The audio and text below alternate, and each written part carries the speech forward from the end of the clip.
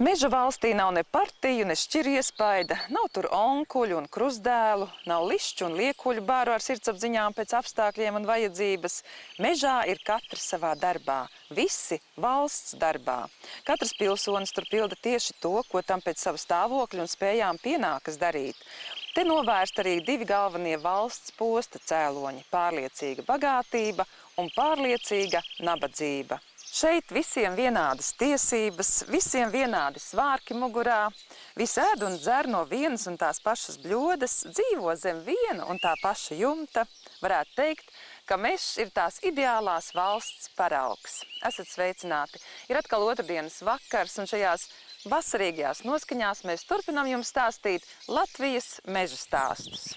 Šovakar raidījumā pabūsim Rujienas pusē pie viena no lielākajiem meža īpašniekiem Latvijā Madara Kalniņa. Katram kokam sava vērtība, sava ir arī baltalksnim. Un raidījuma izskaņā, kā cīnīties ar egļu astoņzobu mizgrauzi. Iepriekšējā raidījumā iesākto turpina zinātnieks Agnis Šmits.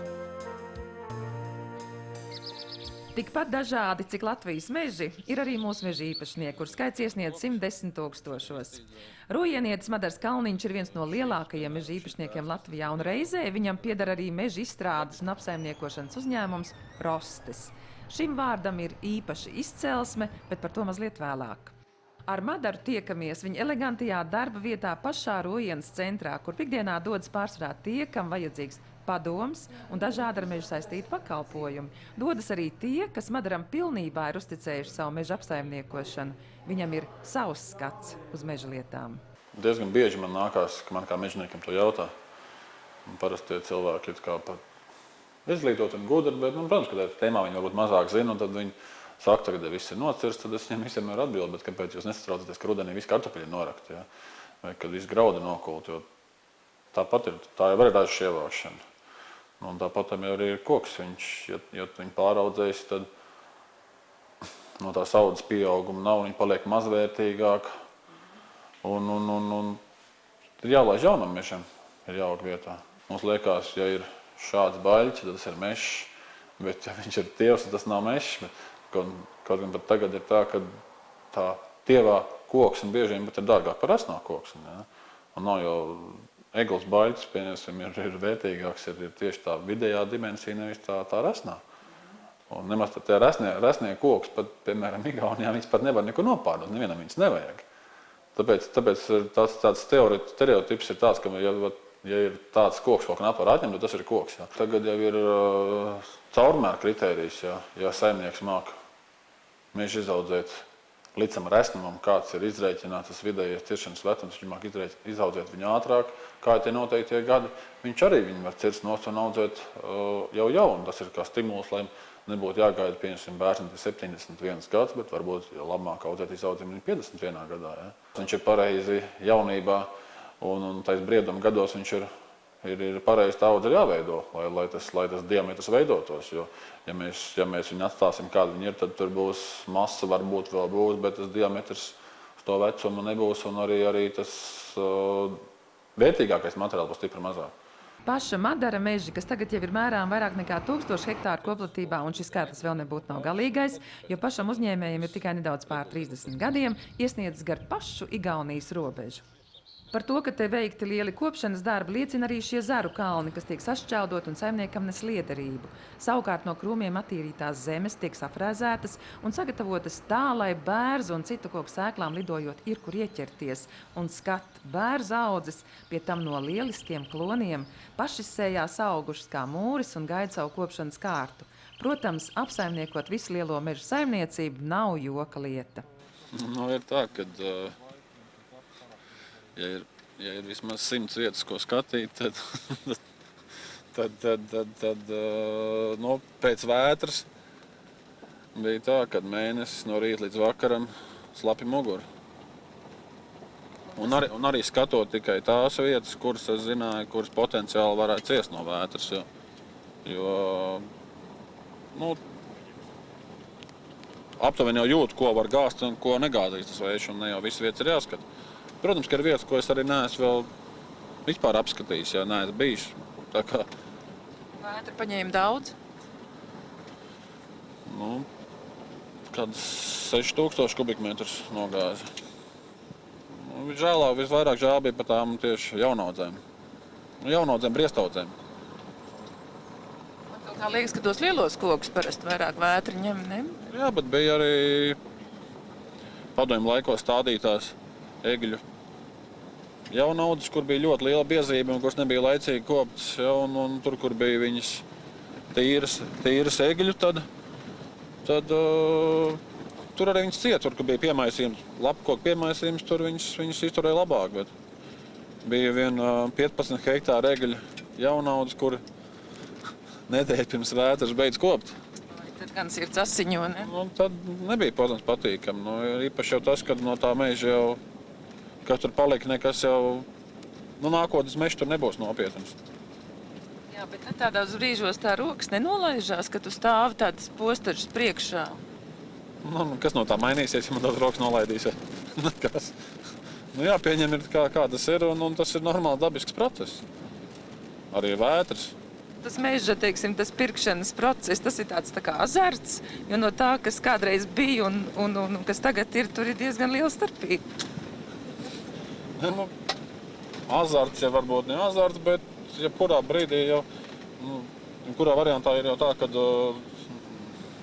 nav vēl tas vecums, lai es domātu tagad tikai par atpūtu un vajadzīga ir kaut kāda arī attīstība. Protams, kad, lai efektīvāk un ekonomiskāk saimniekot, ir, protams, jo lielāks platības, jo tas ir izdevīgāk. Tas ir viens aspekts, un otrs aspekts ir arī tas, kad kā es Rūjens puses patriots, un es arī negribētu, ka man te kaimiņi būtu Svensoni un visādi tam līdzīgi, un tāpēc arī viņš šeit ir maz.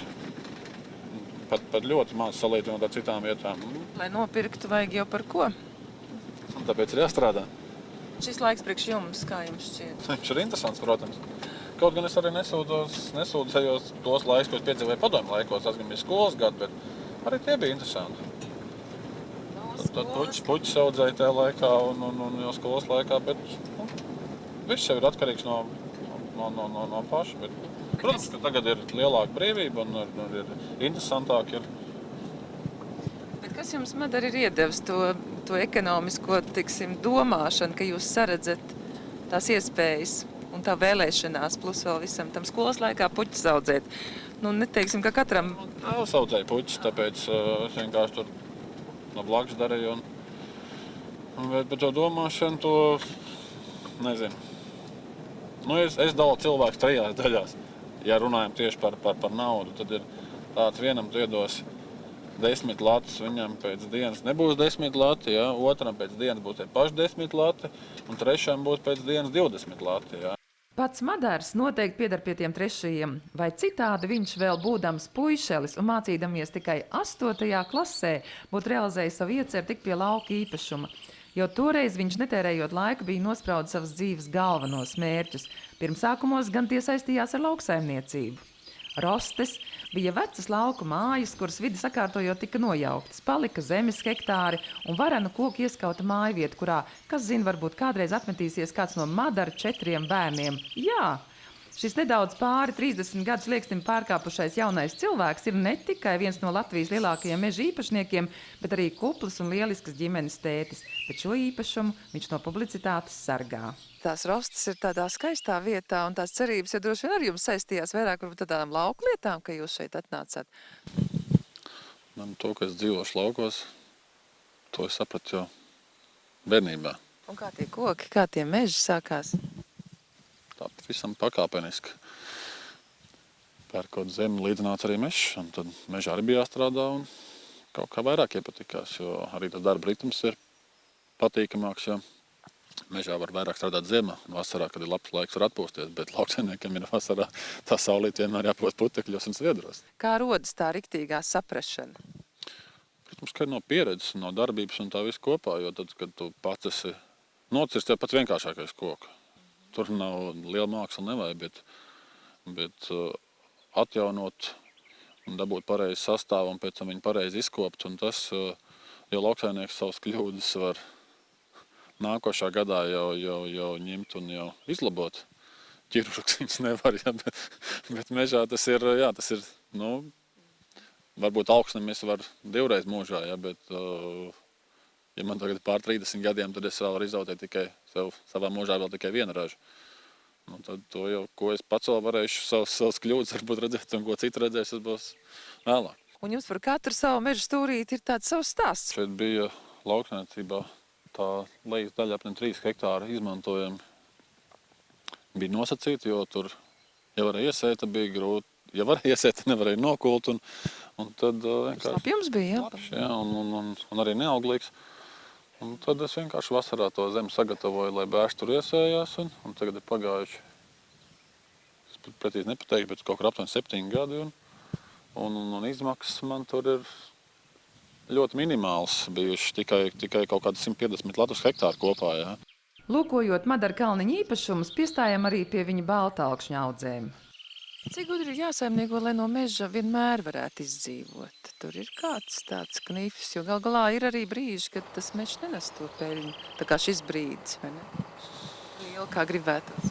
Protams, viss ir atkarīgs gan no meža platības, gan no audžu vecuma un no tā, kas ir iespējams cirst. Un jautājums ir, cik ir spiedīgi tie apstākļi, ko tev vajag tajā brīdī cirst. Gan arī tas, cik ir tev savu saimniecībā ir arī Nevar jau tagad, paņemšu tagad pusgadu, nav cenas, ja, un es tagad visu cilvēku teikšu, sorry, cenas nav, tagad dzīvojiet mājā, ja, un nestrādāsim tagad, un pēc pusgadu varbūt strādāsim. Ja. Alksnes vairāk izmantoju kā tādu amortizatoru tais brīžos, kad ir smagāk pārējā koku materiāla tirgu, ka tās cenas ir tādas, ka, nu, žēl to koku ir zāģēji, tad zāģēji vairāk alksni, kurš, protams, kad to naudas ziņā tas nekas īpaši izdevīgs, varbūt salīdzinot nav, bet jāstrādā ir. Un tad tiek arī, protams, ka daudz tās mazvērtīgās alkšņa audzes būs tagad nocirsts, un tad es varēšu audzināt tā alkšņa mežu tādu, kā es varbūt viņu gribu. Nu, šitā ir tāda vieta, kur es tāds, neteiksim, pirmais eksperiments, bet tas nav nekas eksperiments, vienkārši tā būs tāda no mazotnes kopt alkšņa audze, jo šeit es nocirtu 7-8 gadus atpakaļ nocirtu alkšņa audzes, kura bija kolhoza laikā izratināta. Un tas iznākums bija ļoti labs, bija aptuveni 75% bija lietus koks un tikai 25% bija malka. Un tad mēģinot šādi audzēt, es mēģinošu panākt pēc iespējas lielāku to produktivitāti no tā alkšņa, lai nebūtu tā kā tā iepriekšējā vietā, kad mēs tās malkas čupas redzam krautavē liels un tās materiāla čupas mazas. Ja? Tad šeit ir tas mērķis un arī ātrā laikā, ja tad arī varēšu redzēt, cik gadi paiet, jo mums jau alksnim šeit ir jau aptuveni 8 līdz 10 metri. Un tas ir 7-8 gadi kopš nociršanas. Ja. Pat vajadzētu vai vairāk? Nu, redzēsim, ka 20 gadiem jau varbūt kaut kas jau būs jau darāms. Jā. Jaunībā tāpatam, kā vai tas ir bērns, kad ir skola, ir jāizmāc, ja, lai viņš pēc tam dzīvē, kad arī tas koks ir laicīgi, ir jāizveido tāds, lai viņš pēc tam būtu vērtīgs un noderīgs un arī izturīgs. Tas efekts ir tikai no tiem tāds klučiem, kas stāv otrā pusē. Bet, lai tāda būtu pēc iespējas vairāk, tas alksnis ir jākop, jo tad, ja mēs viņu nekopjam, tad ir 75% malka. Ja mēs izkopjam, tad ir 75% ir tārs kluči. Un tepat Valmieras pusē tālu nav jāmeklē vieta, kur baltalksnis arī tiek liederīgi tālāk pārstrādāts. Uzņēmuma melnlībiešu īpašnieks Andris Puķulauks savā uzņēmumā citu koku vidū labi iepazins arī baltalksni un tā liederību. Jūs ar šo te palikņu ražošanu darbojaties jau kādu laiku, un jūs teicāt, ka viss ir ātri jādara. Tas nozīmē, ka jums atved bloķus, un tad jūs tā ātrā tempā? Būtībā palikņi tie, var teikt, pēdējā laika produkcija. Pārsvarā es esmu darbojies jau visus šos 12 gadus, taisot tārs materiālus. Dēlīšus, klucīšus, kaut kādas tur brusiņas un tam līdzīgi.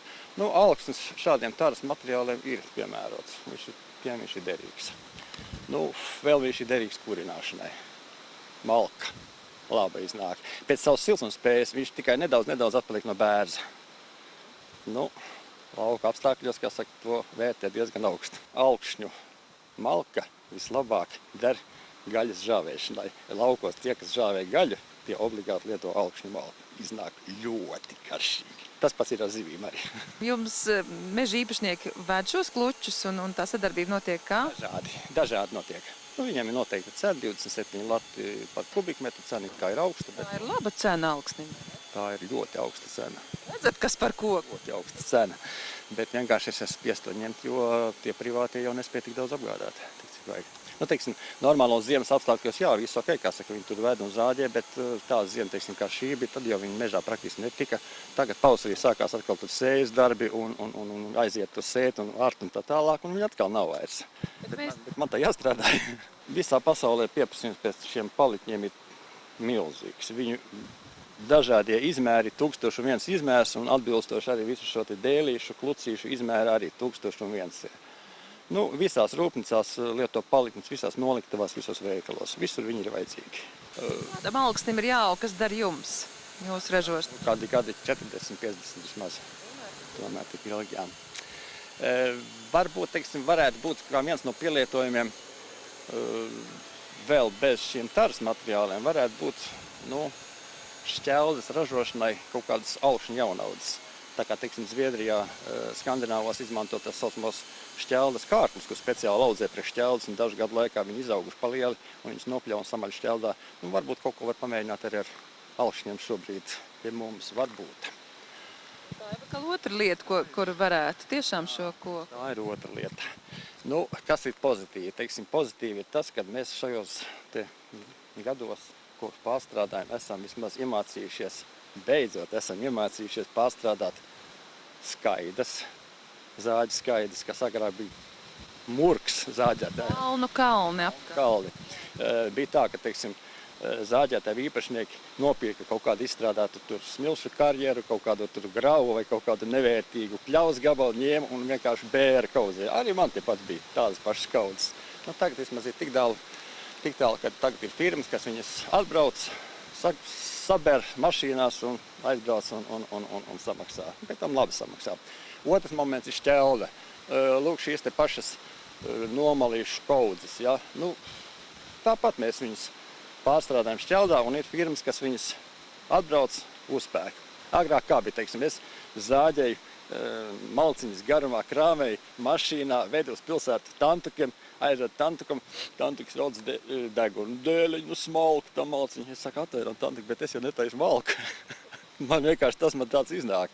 Nu, tad radās izdevība nopirkt šo šķeldojamo agregātu, un tagad visas pārplikumus mēs sašķeldojam tepat uz vietas un tādā veidā nopārdodam. Atceros tādu gadījumu, vienbrīd izstrādāju cirsmu. Vakarā aizbraucu uz cirsmu pēc večiem, veči dedzina zarus. Es nostājos pie uguns, kur skatos, bet te taču sadeg nauda. Es teicu, viss, veči, vairāk nevienu zaru nededzināsim. Bet mūsu raidījuma nobeigumā parunāsim arī par skuju kokiem. Ja precīzāk, tad par egļu lielāko biedu 8-zobu mizgrauzi. Iepriekšējā raidījumā aizsākto turpina meža pētnieks Agnis Šmits. Šeit kādreiz bija eglīte, viņu nocirta, smaža paliek stipri ilgu laiku. Šeit ir ciršanas atliekas, tad zāri kaudzītē, viņi visi smažo. Un tas mizgrauzs to smažu sajūt pa lielu attālumu. Viņš uz to smažu nāk. Viens mizgrauzs nav karotājs, lai viņš cik būtu liels un resns un stiprs un briesmīgs egli neapēdīs. Viņus vajag daudz, tad viņi te egli izbruk virsū. Nu, lūk, te viņam tas mehānisms kā pucēties kopā. Un tas ir apmēram tā, ka to smaržu sajūt mizgrauzīts, lido pa gaisu, ierauj pa degunu iekšā šo smaržu. Viņam vēdrā tā smarža pārstrādājās un pa dibeni nāk ārā tas pats saucamais feromons agregācijas, specifiska smarža, kas ir tikai vienai sugai, ko sajūt tikai viņas sugas brāļi, gan mammas, gan tēvi, un tad viņi visi lielā skaitā nāk uz tā kā no pakaļs tā kā kaudzītēm. Tad viņi tas pieto karstā dienā, paiesim tuvāk slazdiņiem, tagad īsti gan neredz, bet ir tā, ka viņas pieto. Tur tiešām redz tāds mākonīts, nevar saprast migla. Izgrauzīši iet pa gaisu. Viņi tad lielā skaitā, apkārt dzīves eglis nav, apēst te viņi neko vairs nevar. Un te viņi te maldās. Mēs ieliekam slazdiņus. Te mums ir vairāk veida slazdiņi. Nu, šitais gan mazliet arī zinātnē salīdzināt nākotnē, kā labāk. Šeit ir šāda veida slazdiņi. Tur ir tādi poļu, šitie ir vāciešu slazdiņi. Princips vienāds ir, mēs ieliekam iekšā smaržu, izgraudzīts nāk uz to smaržu, lido apkārt, agrāk vai vēlāk kaut kur te atcitās, un te pa piltuvīt nokrīt līdz pat lejai, kur viņš tiek savākts. Tieši tas pats princips tur.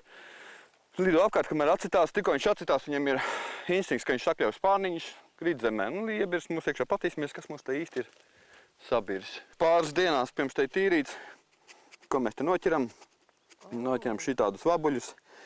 Mazi, bet ir ar pa lielākam. Mazi, bet riebīgi. Lai nomētātu vidēji resnu egli, baigi apmēram kādas 3 līdz 5 tūkstošus vaboļu. Tā smaržie, lai mēs izmantojam to pašu vielu, ko viņi ražo, mēs viņus uzsintezējam mākslīgi. Mēs ne, bet, varētu teikt, firmas uzsintezē. Šeit ir papīrā tā smažiņa iesūcināt. Tieši tā pati smarža, ko Mizgauzdīs laiž ārā kā signālu, lai pulcētos. Bet ir tā, mums noteikti vajag šādu izcirtumu. Mēs šo smaržu, protams, varam ielikt arī pie mājas, pie loga, rudzu laukā, ābeļdārzā. Iekritīs kāds Mizgauzdīts 1, 2, 3, 10, 15, 20, 100. Bet tā smarža, viņa nesmaržo tik lielā apmērā, tik liela gabala viņa nesmaržo. Mums to Mizgauzdīt kaut kā jāpievilina līdz šejienei, un tās ir tās ciršanas atliekas, svaigās ciršanas atliekas, skujas, zari, celmi. Tas ir tas, kas Mizgaužs pievilnīs līdz šejienei. Un tā, ka viņi šeit ir tikuši, te viņi te apkārt klaņo, un tad viņi sajūt ar šo smaržu. Un tad viņi nāk un krīt. Tajā intensīvākajā lidošanā mēs vienā dienā varam noķert 2–3 tūkstošus. Un pa sezonu var noķert, kā pagājuši, ka tas Kalsnavā bija apmēram 30 000 vaboles vienā slazdā. Vienā slazdā 30 000. Un tas nozīmē, ka turpat vai kartupeļu maisi tiek vesti projām no šīm cirsmām, un Mizgaužs diezgan lielā skaitā saķert.